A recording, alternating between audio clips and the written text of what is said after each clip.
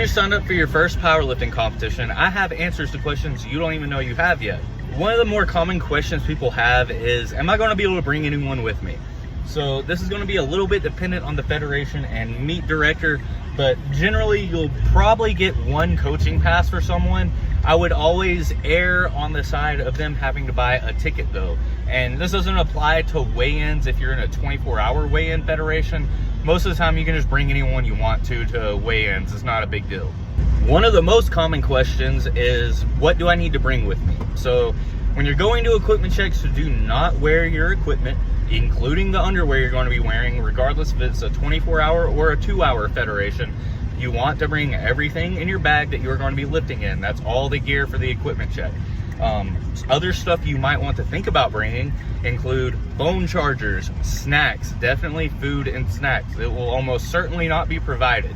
And some chairs, something to sit around in, because it's probably going to be limited space. And you also might want to bring some sanitary wipes or toilet paper. Now this next part is more of like a rapid fire advice section, but it will answer most other questions that have been left unanswered. When you get there, if you're doing a 24-hour federation weigh-in, you don't have to worry about scheduling weigh-ins or anything. Just show up. You'll have a sign-in. You'll give your first attempts, which need to be in kilograms, and then you'll get your rack heights. From there, generally, you'll go do the weigh-ins, and after that, if it's a 24-hour federation, you can go home, hydrate, all that stuff. If it's a 2-hour federation, that's when you change into your gear that you're going to be lifting in and probably start warming up if you're in the first flight.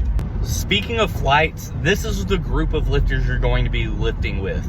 Generally, it's the same weight class that you're competing in, but there can be variances. So you want to go find the list of flights, find where you're at in the flight, and that will give you an idea of when you're going to be lifting. It'll tell you where you're going to be lifting, give you an idea of when to start warming up. Something that can be useful is once you go find your flight, which is generally posted after everyone's first attempts are put in, find someone that's in your flight and kind of don't stalk them, don't like hound them with questions or stuff. Just kind of pay attention to what they're doing and where they're at, because if it's not their first competition, they have a better idea of timing for when to start warming up, when you're about to start going, things like that. So just kind of take note of someone else in your flight and kind of keep up with where they're at in the process. Now, keep in mind, warming up is not going to be how it is in your gym. Chances are you're going to be very limited on time. It's going to be rushed, and you need to speak up for yourself. If people are like, hey, let's jump up another plate, you haven't gotten a chance to do it, you need to interject and be like, hey, I need to hit this real quick. I need the rack to be put to this height. Help me out real quick. People will do it, but it's kind of a stressful situation. People are rushing, so you have to speak up for yourself and make sure, like, be assertive in being able to get all your warm-up attempts in. Don't change anything on meet day. How you've been training is how you need to lift. I don't care if someone gives you a cue in the warm-up room that sounds like it's going to add 20 kilos to your bench press. Don't attempt it. And if it's your first competition, keep in mind, you will not hit the numbers you hit in the gym, and you need to lower your expectations based on that.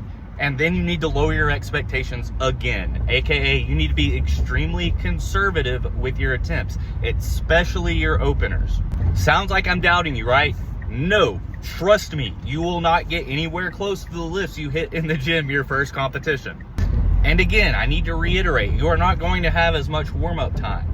After squats, it's probably not time to relax. It's probably time to go straight to the back of the warm-up room and start getting ready for bench press.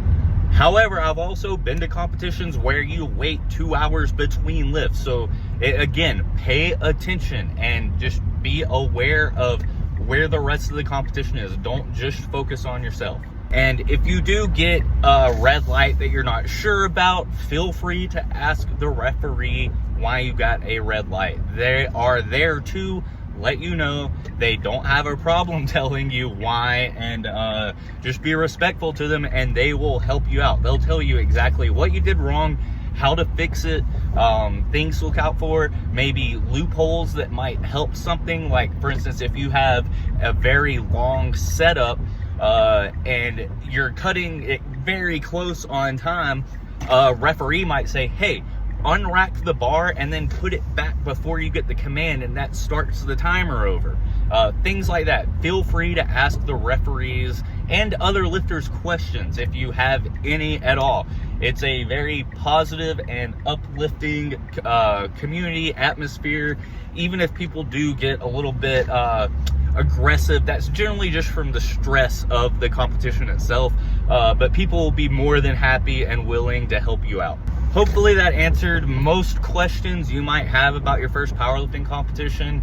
If you have any more, comment them and I will answer them to the best of my ability.